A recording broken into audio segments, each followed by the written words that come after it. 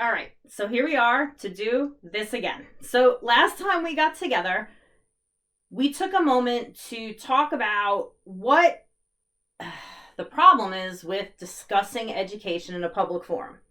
It gets emotional. The things we are talking about involve our kids, and that comes with a lot of feelings and a lot of opinions.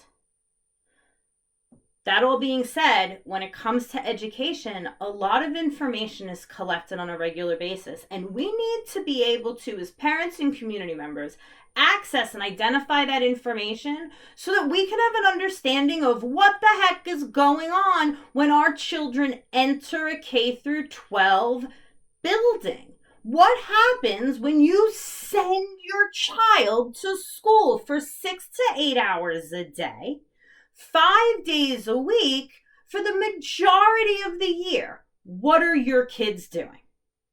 So today we're going to start looking at that. We're going to be taking the primary sources of data from the United States National Report Card.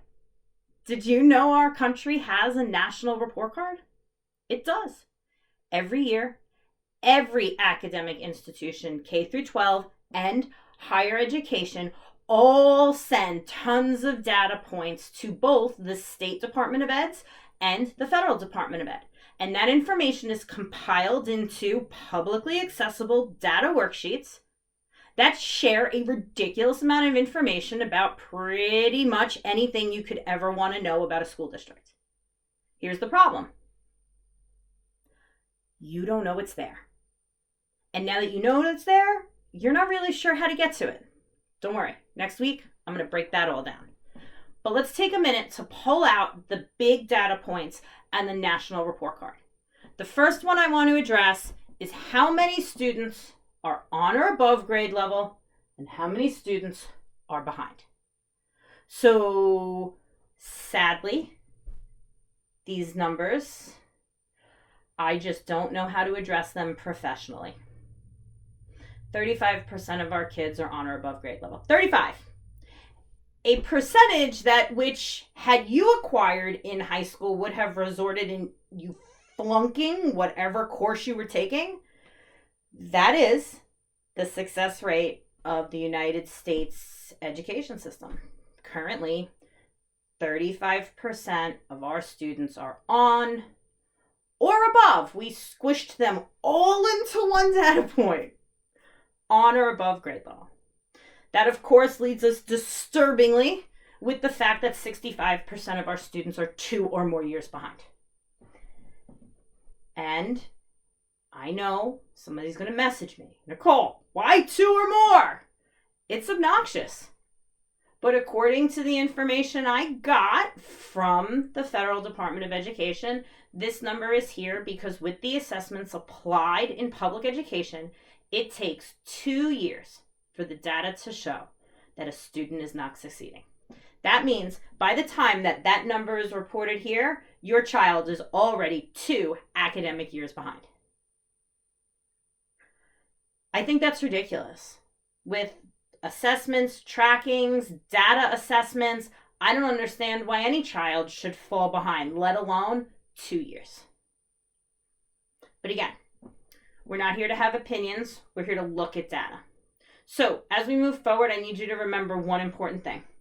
35% of our students are on or above grade level. Because even though 35% on or above grade level, 86% are graduating high school. So right now, and this is a 2021 number, 86% of high school students across the United States graduated 12th grade, where 65% of them were 2 or more years behind.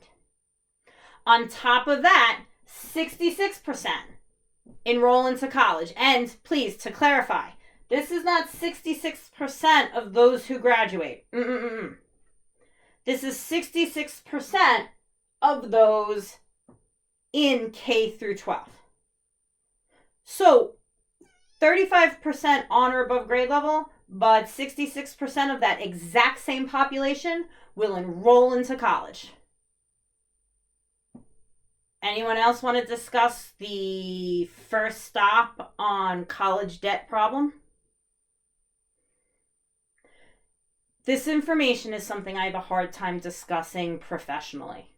This is information that should seriously concern anyone working in the field of education. It's atrocious data. On top of that, in a country where we have a 35% on or above grade level, we currently have a federal education budget. Yeah. That says $764.7 billion annually. Or for those of you who just find that number to be absolutely ridiculous to process, that comes out to $15,120 per student. And in case you were wondering, that is a 46-ish % increase in the last 10 years. Why is it 46 plus?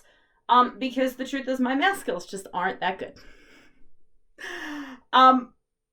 In 1980, the year I was born, the federal education budget was $14 million. In 1998, it was 35.5. In 2005, the year I started teaching, it was $71.5 million. 2022-23 school year, $764.7 billion. I'm going to be honest, I don't know how to do that math. So I took this from a website, but I don't think that their math was totally accurate. And I want you to know when I post something that isn't completely accurate. So this is an estimate, but the point I think is made. In 2005, the budget was $71.5 million. In 2021, we are looking at $764 billion. Oh, and I just want to point out that's with a 35% on or above grade level. This is concerning to me as an educator. This is disturbing to me as a parent. If I then begin to look at the higher academic data, the what happens when my kid transitions from 12th grade to college, or what many people jokingly refer to as the real world. What happens? So this is concerning because we as a country are dropping a lot of dime on a lot of failure. And if education is truthfully important to everyone, I need someone to explain this to me. I need someone to explain how this can be beneficial. Because what I see here is a ridiculous budget for absolutely no result. Now, knowing that only 35% of our kids are on or above grade level when they graduate high school, this raises some huge red flags when we start talking about higher academics, because I already know 66% of the kids in high school are going to go to college. But what I also know is that the 4-year graduation rate in the United States is 36%. Oh, that's weird.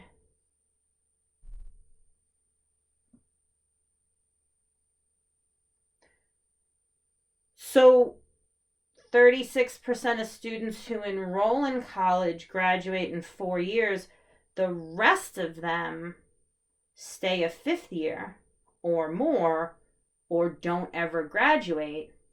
But as I said in the last video, 86% of students who attend college have $50,000 or more in student debt. My huge issue with the current situation of education is that we're ignoring this. 35% on, 65 are falling behind. We are, what the heck are we spending money on to get 35% of our kids to be on grade level? In addition to that, what happens in the United States is that our ranking in education is dropping on an annual basis. As a matter of fact, in 1990, the United States was 6th in the world in education. Today, we stand at 27th. And that's according to the Community Literacy Org. The reason I use them is because they are comparing countries when it comes to education that are economically equal. Because when it comes to the gigantic lists of education comparison, it's a little ridiculous to compare a country established like the United States to a country that is just coming out of civil war. They do not have equal education institutions. So when I want a ranking, when I want to know how the United States is doing in education, I want to know how it's doing as compared to our peers. Just like the data in our own national report card. It's a comparison of student peers to acquire data. Yucky data, but data nonetheless. So parents, as we move forward here, I hope this is starting to show you the extreme situations. If I know your student is going to have a 65% likelihood of being 2 or more years behind, what are our teachers, administrators, what is happening in our K through 12 institutions that require this amount of funding to produce this very sad result? So, make sure that you're following me here. The next video is coming right out, and this is going to be really interesting because I am going to be doing a point-and-click breakdown of how to find this information. Because here's the deal. I talk nationally because there are kids all over the United States, in every state, in every county, then within school districts, then the school districts have different buildings, and each one has its own little nuances. I want to start showing you, the parents, how to figure out these things so that you can start taking action to improve your local school district. So next time, I'm going to be going online. I'm going to be showing you exactly where I get this information from, because I hope, like me, you find this to be seriously concerning, and it's time that you start understanding exactly where your own child's school district stands in this data. So make sure you like and follow me. Check out my website to get on the email list, and I will see you shortly so that we can go over how to break down, isolate, and find the data so you can know how your local school district is performing. Have a great day. I'll talk to you guys later.